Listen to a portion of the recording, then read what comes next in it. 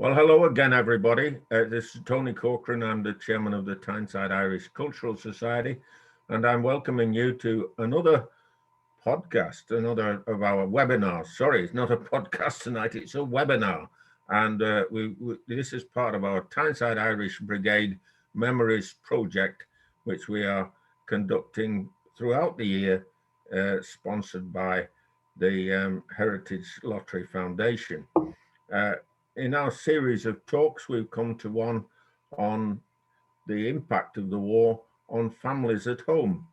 And tonight we're very privileged to have a speaker all the way from University College London, from UCL History Department, Chloë Pieters, who's going to take us through about a 30-minute presentation. You will have, I think, some time to comment at the end of it or to ask questions. But thank you for being with us, and don't forget to tell your friends this is available and recorded on our website so they can watch it at any time. So without further ado, could I welcome Chloë, and I hope you enjoy the talk. Thank you. Thank you very much, Tony, and thanks everyone for being here.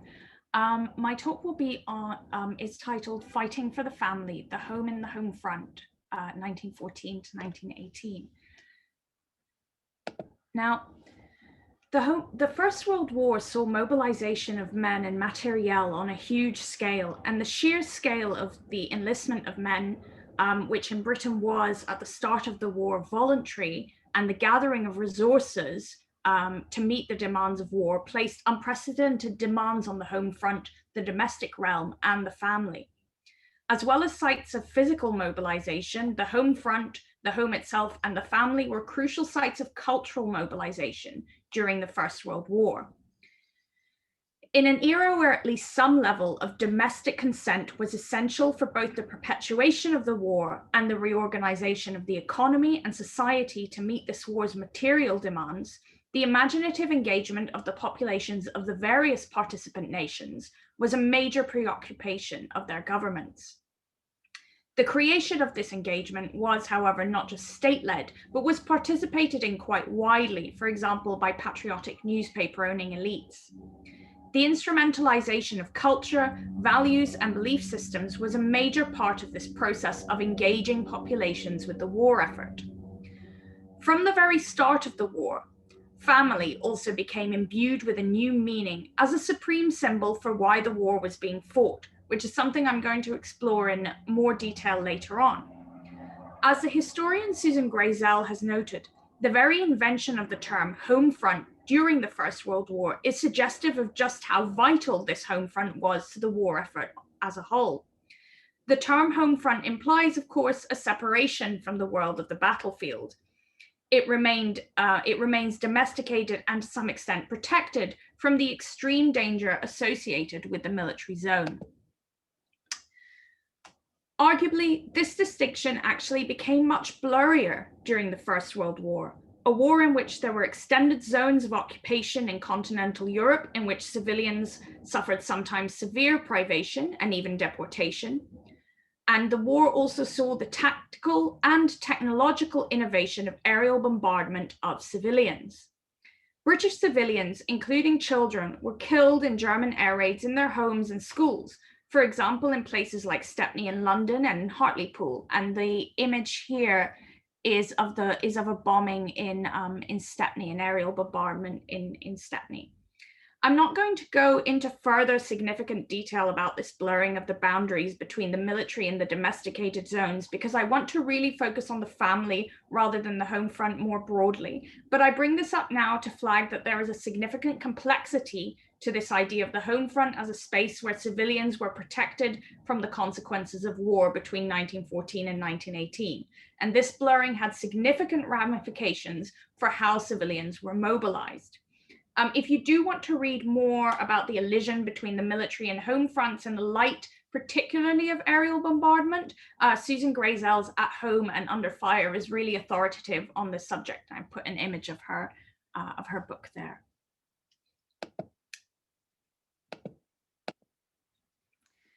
So there are several ways in which we can look at family life in Britain during the war, a number of different perspectives in order to understand its impact.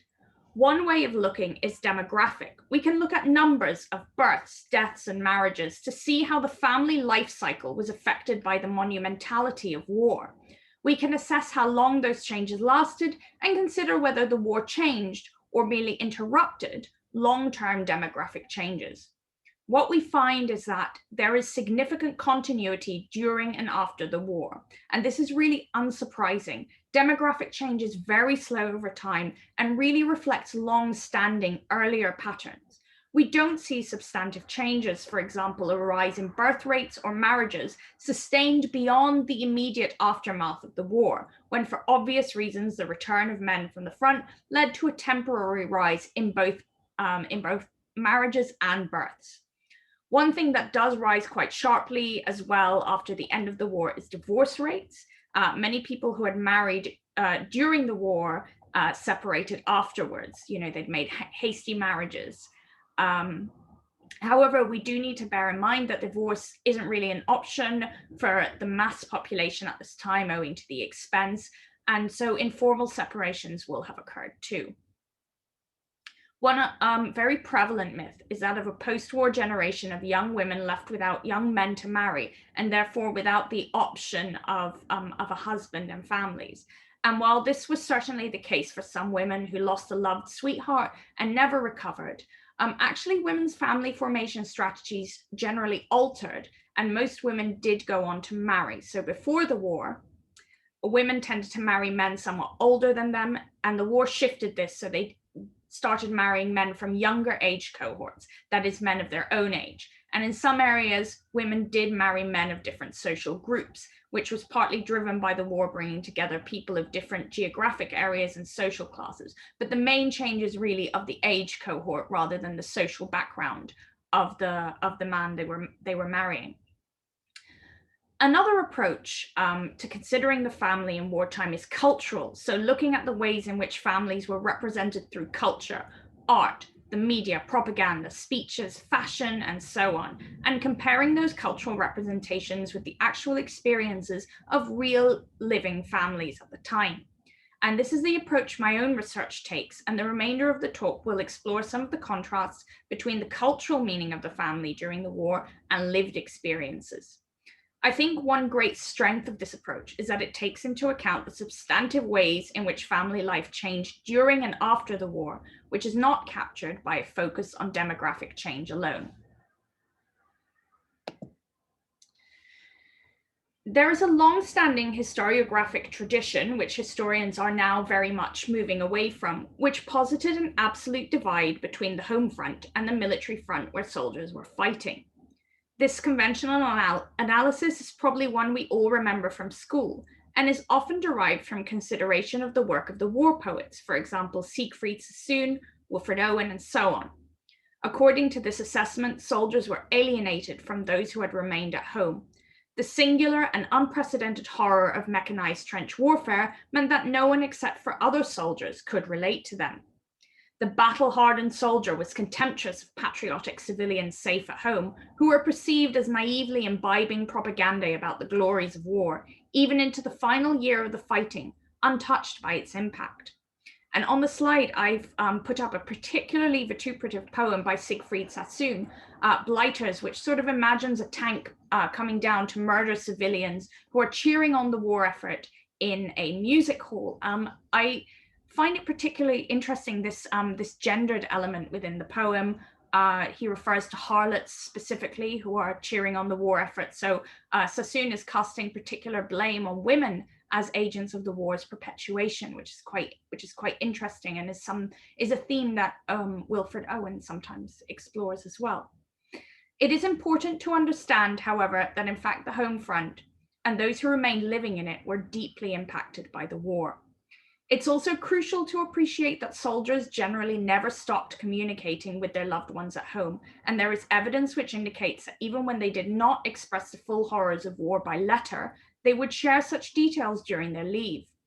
Soldiers did censor themselves. Many might write openly to wives or siblings, but ask that some of the more gruesome details of what they had experienced was withheld from their parents, for example.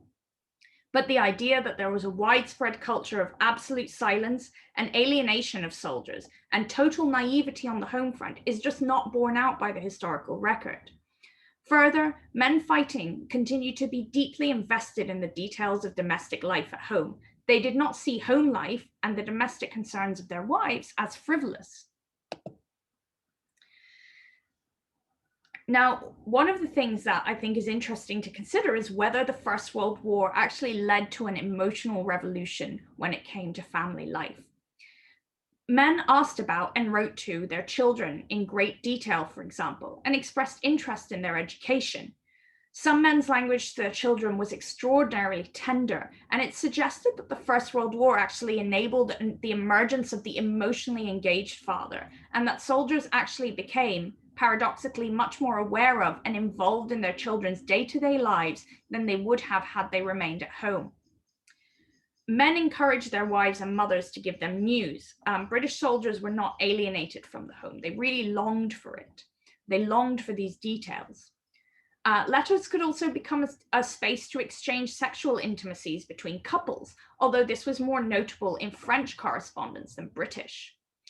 While this might play into national stereotypes, it is pointed out by the historian Martha Hannah that it's more likely that it was a result of the approaches to censorship both countries took.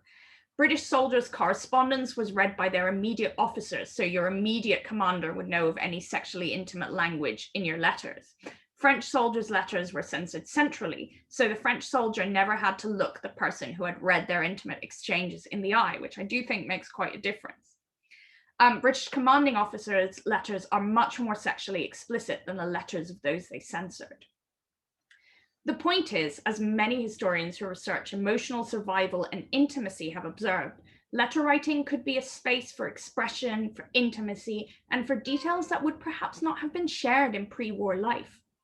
Indeed, letters could be a private space that men and women might not have had access to before. Remember that many, especially working class families, were living in overcrowded homes, in large families with very little privacy.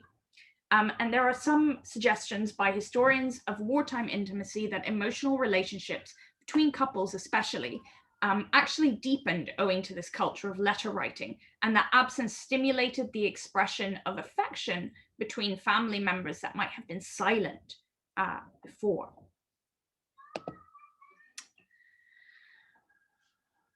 British cities and towns and other centers were profoundly changed by the war. And at the start of the war, they welcomed hundreds of thousands of Belgian refugees escaping German terror. Men, women, and children carrying what remained of their possessions, having fled their homes in fear. And the second picture, the picture of the children, are actually Belgian refugees who are eating some buns and milk. I think that was being given to them as part of sort of welcoming and relief organization. These refugees were often, at least initially, rehomed into local communities, and their arrival was widely reported on in the local and national presses. The war saw the arrival of recruitment officers, war propaganda posters, and kind of fundraising activities such as tank banks, which appeared after 1917. They were in which a tank went around sort of various urban centers to raise money to stimulate the buying of war bonds, which was a kind of sort of gimmick, really. Yeah, so we've got the propaganda posters, and we've got a picture of a kind of poster promoting this fundraising activity. The point being that that people's kind of environment was really altered by the war. So again, not really able to sustain this idea that the home front was completely isolated from the war. As the war progressed, food shortages and rationing, which, like aerial bombardment, is of course more strongly associated with the Second World War, brought the realities of war right into the domestic kitchen, the heart of the home. And of course, a culture of mourning took hold across the home front. The approximately 750,000 British men who lost their lives in the conflict were loved, remembered, and mourned by parents, siblings, children, friends, lovers. The grief expressed by those who survived them is often very vivid and startling, especially when you compare it to the patriotic language of sacrifice and honor of government and press. Even if it's not quite true that every family suffered a direct loss, many people might have known of someone affected by the death of a soldier, and broadly speaking, even those completely unaffected were urged to be sober and respectful of the losses of others. This culture of mourning was materially and visually experienced, mediated, and communicated, and sometimes resisted. So as an example of this kind of communication and resistance, the very popular women's magazine Home Chat, which is a penny weekly and therefore is in reach of even working class women, advised in 1916 that people dress modestly and soberly in muted colors rather than in frivolous pre-war fashions in order to acknowledge the grief experienced within their social circles and communities. In actual fact, because many working class women had higher incomes than ever before, owing to the prevalence of well-paid munitions work, many people were actually better dressed than they had been before the war. Numerous memoirs and other sources report that young women were better and more neatly dressed in new clothes rather than the much mended items they had worn before. Indeed, it's arguable that had people actually been adhering widely to the demand to dress soberly, there would have been no need for the magazine to actually publish this advice in the first place. But there's limited evidence to suggest that people were actually dressing in a very flashy way rather than in just better quality, newer clothes. Some women did buy fur coats, which is a kind of classic example, but many people were just buying quite ordinary new clothes and shoes. This is a difference between an expectation laid out in culture and what the sources indicate people actually did. And I think it points out some of the challenges of the kind of historical research I am doing, seeking that assessment of what people were told to do versus what they actually then went on to do, and how those sources balance against one another. Nonetheless, the point is that the war altered the landscape of town, city, village, and even the very home. It alters the bodies of civilians. They dress differently and eat differently as a result of the war. It changes people's language. So again, it's not tenable to see the home front as untouched. Families were, of course, deeply affected by these seismic changes. The historian Jay Winter points out that families were subject to both centrifugal and centripetal forces which tore them apart and brought them back together in new ways. Some families, such as the Brosnan family of Deptford, who are pictured here in a newspaper clipping, would have been constantly torn apart and remade, reconstituted, moved into new emotional states. They were a very large Catholic family of Irish origin. They lived in Deptford in London. They had 10 children, 8 of whom fought, as did the head of the family, Cornelius. And the family experienced the loss of one of the younger boys, Michael, very early on. So he died in October 1914. His name is engraved in the Menin Gate. In 1917, one of the older sons, John, who was 32 at the time, was killed, leaving his wife Prudence and their 2 little children behind. Census records indicate that he and his wife lived on the very same street that his parents had, so near the house he had grown up in. Another of the sons, Dennis, was permanently invalided following internment, but didn't receive a pension until the 1950s. He was married to a Mary Brown from Dublin, but he appears to have returned to Deptford after the war. They lived in a very small street in Deptford. I have visited it. It is very small and narrow. And the church they worshipped at and the school the boys had attended as little children are just minutes away. The demographic and emotional impact of these losses on this tight-knit working class community must have been notable. And don't forget, in this particular community, it's a community of religious minorities as well as Catholics. And I bring this up as I think it's a really illustrative example of how monumental the war could be on the war's impact on just one family, but also how that impacted on the wider community in one quite small area. And the different experiences, the deaths at the start, at the middle of the war, and also the experience of permanent injury, and how this might have shaped how these families lived their lives following the war. So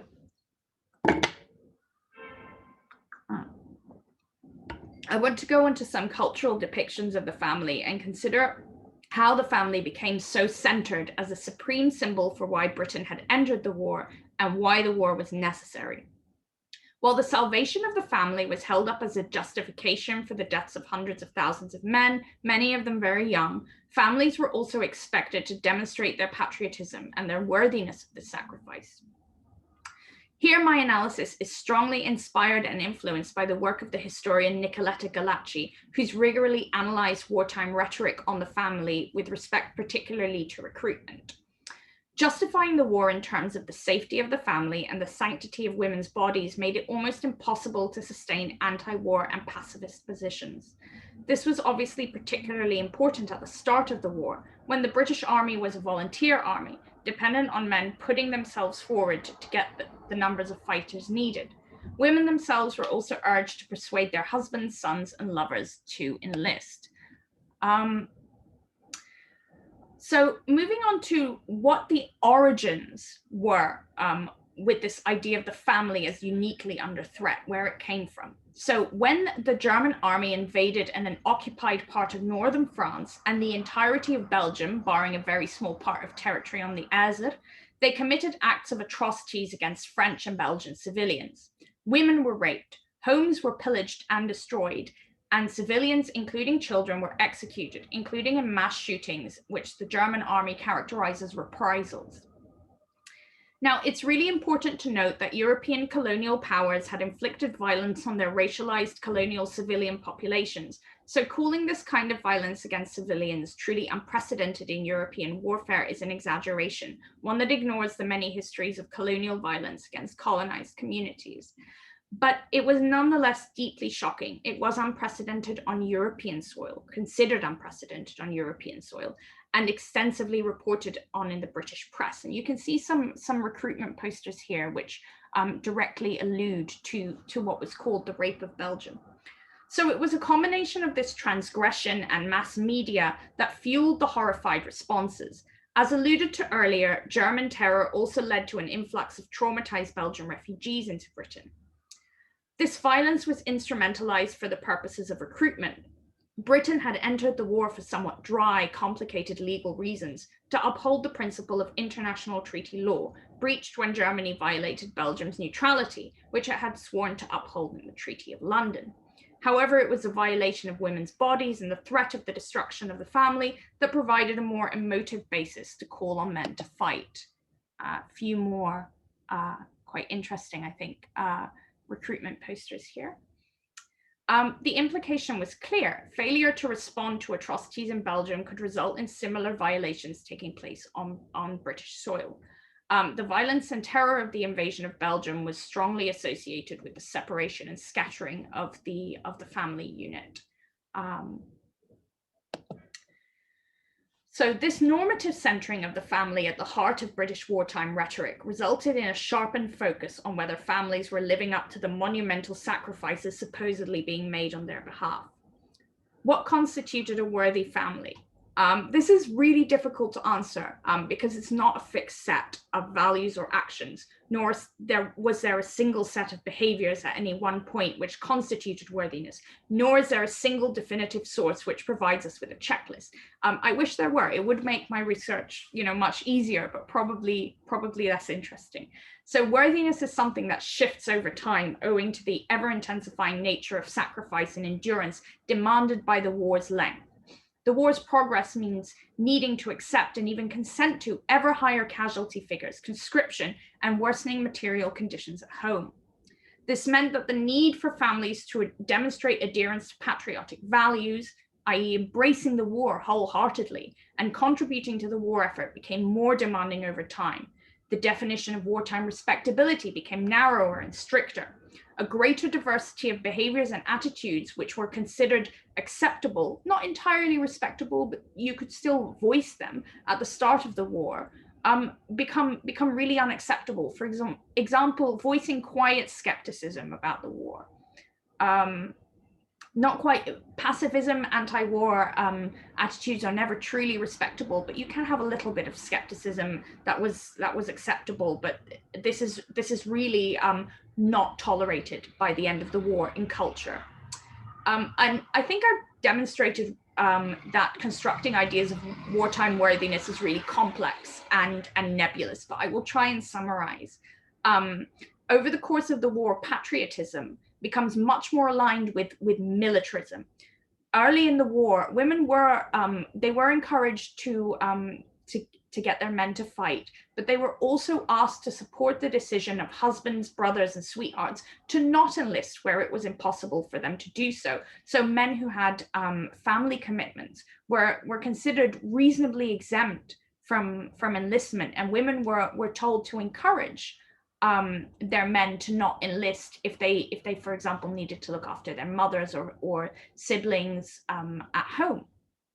But this range of socially acceptable excuses dwindled, and men and women were increasingly expected to incorporate and impart military values and the value of sacrifice, even when raising their children. And it can be quite alarming from a modern perspective to read some of the kind of recommendations that, children be kind of saluting the flag every day, boys be encouraged to one day join the army, and to be told that one day they may be called on to make the great sacrifice, like little children. And this is very much encouraged in magazines and in booklets for children and parents. And it can be quite startling to read this.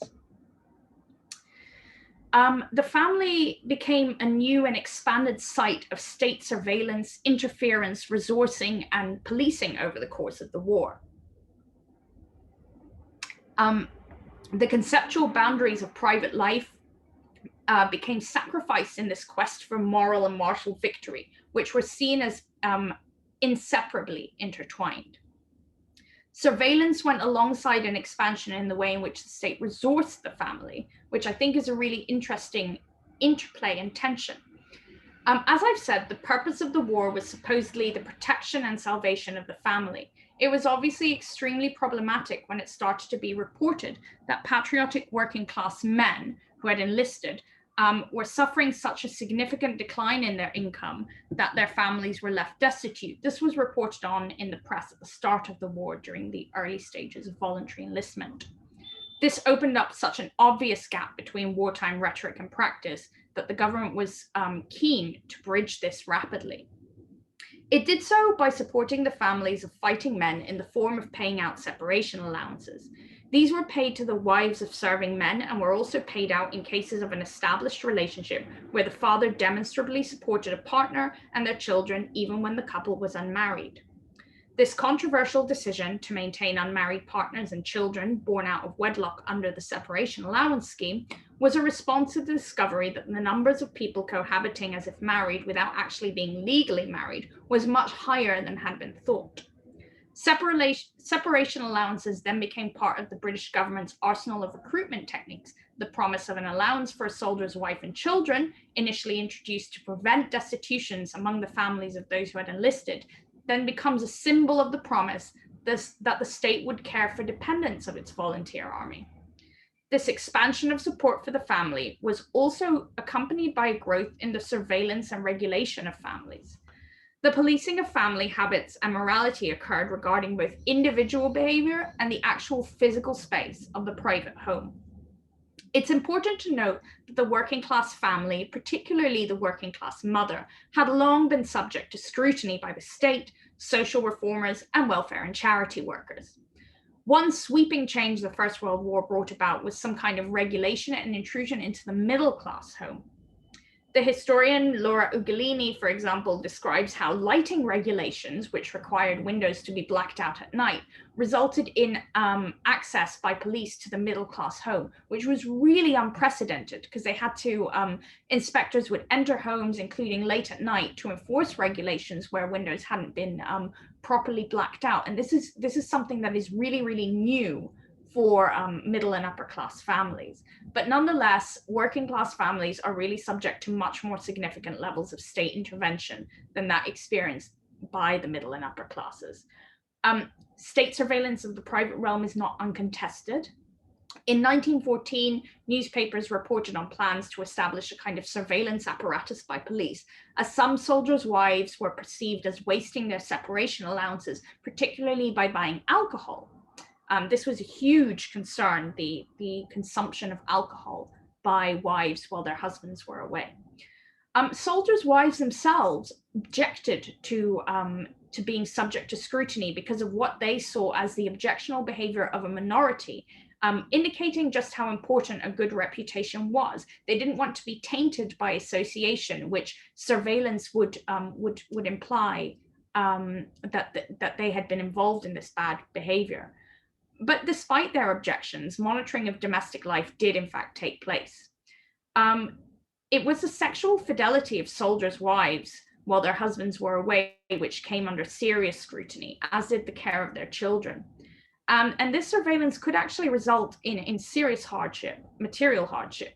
So the campaigner and social reformer Sylvia Pankhurst documented how the behavior of women who had affairs while their husbands were away fighting became coded as unpatriotic. Pankhurst reports that women who were having, or indeed were simply suspected of having, extramarital affairs were observed and reported on by their own neighbors to welfare workers who could and did withhold the separation allowances upon which the wives and children of servicemen relied for survival. So if a woman of a family had an affair, her children might not be fed, is the kind of implication. So the state support for the families of servicemen was in this way seemingly predicated not on the loyalty and service of the soldier husband, but also on the patriotic fidelity and domestic labor of his wife at home. And her sexual transgressions could put the survival of the family at risk. But there's more complexity to this, because the bonds between men's service for their country, supposedly on behalf of the family, and the state resourcing of the family, who were both sacrificing their sons, husbands, and brothers, and being sacrificed by them, was extremely entangled. Even saying this, it feels quite entangled. But I think there are so many layers to how state resourcing and state surveillance worked together. So, as an example, soldiers who contracted venereal diseases and were hospitalized, and so were being treated, actually forfeited their family's right to a separation allowance for the duration of their stay in hospital. So state protection of families in the form of separation allowances was dependent on continuity of service on behalf of the serviceman and the patriotic bodily integrity of his wife. And so it's not based on the unique vulnerability and needs of families, even though the introduction of the separation allowance is used very much as a recruitment strategy to say the family will be protected while the husband soldier is away. So family life obviously changed significantly for many over the course of the war. The departure and absence of men changed family relationships temporarily and sometimes permanently. The brutality and hardship of war stimulated deep longing for the home among soldiers, and for many women too, the agonies of worry over their loved ones made them wish not for a revolution in family life, but a reversion to pre-war patterns and habits. However, this wasn't always possible. Many families suffered the death of the man or men who had served, changing their lives dramatically and plunging them not only into mourning, but also in many cases, poverty and precarity, owing to the loss of the breadwinner. Many families were also reshaped by the return of physically disabled and mentally traumatized veterans whose care they were responsible for. Detailing the ways in which the state formulated responses and solutions to the supposed problem of physically disabled men unable to work is beyond the scope of this presentation, which is obviously sort of coming to a close. But it's a really fascinating topic in its own right, which exposes both the extreme parsimony of the post-war state, the limits of its claims to having a protective role over the family, and the state's obvious desire to individualize care rather than provide publicly funded communitarian solutions. And I will leave it here. I think this leads well also into the topic of the next talk in the series, which I think will be on those left behind in the war. Thank you all very much for your time, and I look forward to hearing some of your questions. Well, thank you very much, Chloë. That was indeed a very inspiring presentation, and particularly interesting about the attitude of the state, the force of the state in controlling the family. And just was it? Could I ask you? I haven't got any. I probably have some questions coming up, but I'm just could if I ask you a question to start with. It's a little bit personally related to my family. Um, would were there any anti-reaction to people taking in Belgian refugees during the war? I would have thought, that the people who took in the Belgian refugees would have been kind of local heroes, but that's not what I hear down the ages. Yeah, it's an interesting one because definitely it's very fashionable. That's quite important. There's a kind of refugee mania, and people write in there. I think it's Beatrice Webb who writes, "Everyone was mad Belgians in her diary. We all had Belgian fever, something along those lines." And it is very, very fashionable to bring in Belgian refugees into the home. Now, what do you have when you bring people together in close proximity? You do have clashes, you have cultural clashes, and people actually found that they got on each other's nerves. There are some really interesting it's very petty, differences between Belgian refugees and their British hosts, particularly over one huge conflict that kind of comes up quite a lot is over whether windows should be open or shut, and this causes huge amounts of friction. And then within the communities themselves, Belgian refugees are kind of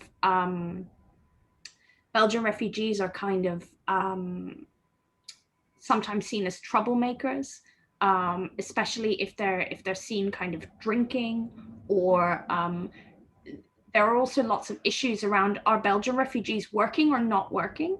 And if they weren't working, they were often seen as kind of lazy and ungrateful. But sometimes if they did seek employment, they were seen as taking jobs away from local men. So there are lots of kind of difficult and paradoxical positions for Belgian refugees. Yeah, I asked you that question because my grandfather on my English side of my family was in Lancashire, and he was a stonemason and a union man, but he had a small holding as well. And so he had a sizable house, and he took in Belgian refugees and got some of his haystacks burnt down. But I think it might have been that he was in the ILP and had been anti-war at the beginning of the war, and maybe that was the reason. But my auntie kept in touch with the Belgian people until I was a boy of 12 or 13. I remember her getting Christmas cards and being in touch with them. I know we've got a question from Brigade. It's about the women left behind. It reminds me of in Ireland, the situation was a little bit more desperate for women in the war. Because I mean, some of the songs would even imply that unfaithfulness to a British squaddy was possibly a mark of honor if you were a stout Republican. Jimmy Crowley's Songs of Cork says, um, my husband's in Salonika. I wonder if he's dead. I wonder if he knows he's got a son with a foxy head. So right away, my bull Sinn Féin right away. So, or don't marry a soldier or a marine, but keep your eye on the Sinn Féin boy in his uniform of green. It was very difficult for women. And Bridie's question is: was there any other support for women who who got their allowances cut off? Yeah. So, and you've also asked, or did those families literally have nothing? I mean, sometimes, yes, people did in fact literally have nothing and would be reliant on kind of other incomes of the children or the mother who was working. But yes, there was other support available. because there were other charitable institutions. So Sylvia Pankhurst's reporting is actually from the work that she did in Bow, in Stepney and Bow, East London, to support women whose allowances had been cut off. So, for example, she was someone who was supporting them, and so there were charities which were specifically supporting men, supporting women, supporting children who were cut off from other means. Obviously, this is very precarious, very, very difficult. I think, you know, we need to bear in mind that this is not an era where there is a welfare state, and No. so And it would have kind of been acceptable for people to reach levels of destitution that we would consider quite shocking.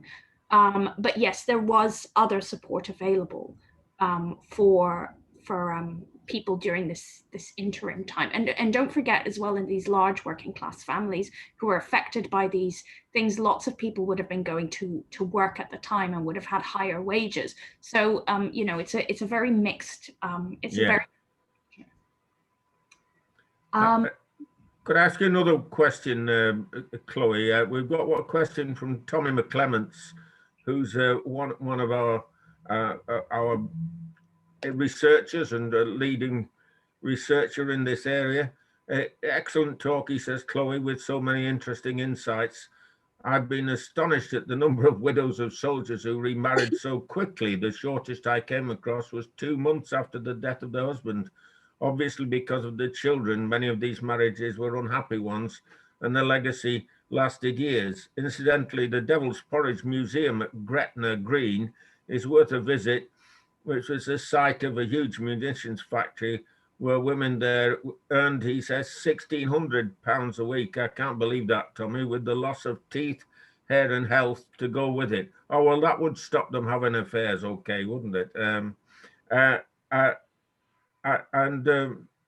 There's an interesting question coming up from Martin Talbot after that one, but there's Tommy's question about widows and remarrying and that kind of thing.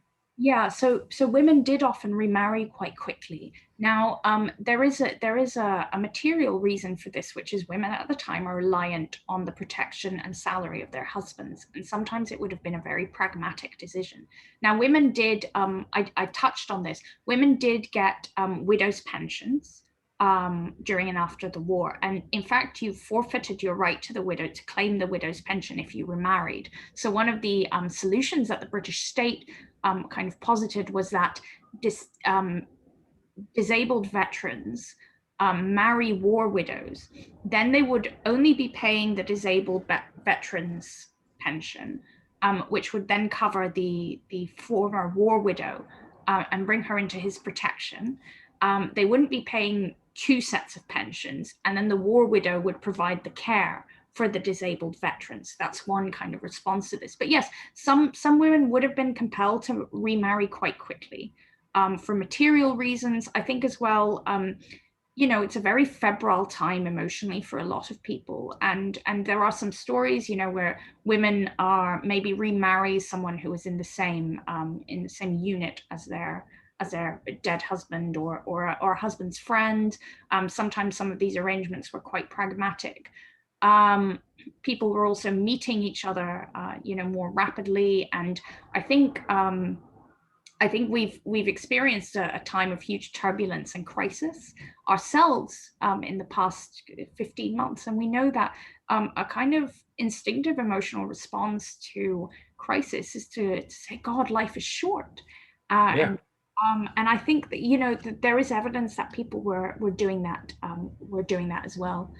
It's a picture of a very Christian, caring society, Chloe, there, yes. So here's a question from Martin Talbot. Thanks for your talk. You mentioned that there was an emotional revolution demonstrated by letter writing, but in the Edwardian and Victorian world, parents were already affectionate in writing letters to children. How do you evidence or quantify this revolution during the war? Yeah, that's such a good question and really interesting. And I think the really important thing to kind of say about this is really scale. Yes, Edwardian and Victorian parents did write to their children, but this is an upper and middle class practice, really. And what we see during the First World War, it's undeniable. The volume of letters is enormous. People are writing for the first time in their lives. So working class families are writing to each other for the first time, and even sort of middle class and upper class families are writing to each other much more. So there's a lot more space. So the idea of an emotional revolution, I think I put a question mark in the slide, and I did that deliberately because I think it's more something to think about than to say declaratively there was an emotional revolution. It's to consider, was there an emotional revolution? Was there a shift to what we'd consider more modern forms of intimacy? Because you are completely right. Victorian and Edwardian families did sometimes express deep affection. There's a lot of intimacy in letters between couples. But I think what the First World War really does is introduce kind of letter writing en masse at scale for a long period of time. And I think it is particularly interesting with respect to working class families, because they might not have done that before, not in the same quantity, and it gives them a much more private space. Young couples as well, I think. And there's a really, really interesting book. It's not about a British couple, it's about a French couple by Martha Hannah called Your Death Would Be Mine.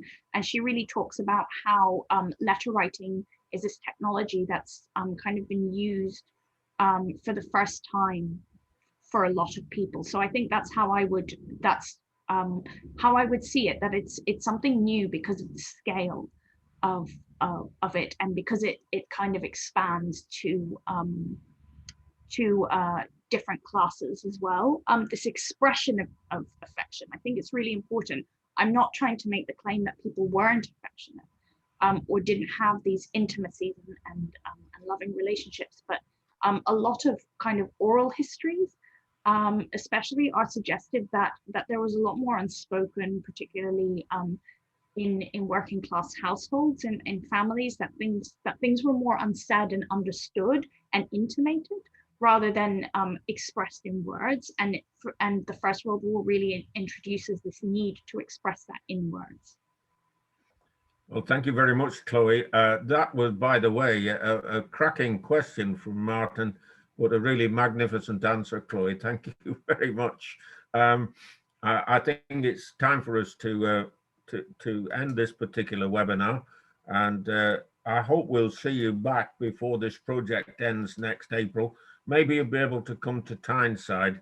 Barbara will find the money for your fare, and you could visit Elizabethville or whilst you're up here. That would be very good. And thank you very much once again. And just to say, our next webinar is on a similar subject. It's about the families on the home front, and it's by Heather Jones, also from the University of London, UCL London. So that's on the 22nd of June at the same time. But don't forget, tell your friends, you can plug into these webinars anytime, because we do record them and we keep them for posterity for about 6 or 7 weeks anyway on the website. No, they're up for much longer than that. But thank you, Chloe, once again. It's been quite marvelous, and maybe we can talk about Belgian politics sometime. Thank you very much for having me, and thank you everyone for the questions. Really interesting. Brilliant. Look forward to the book.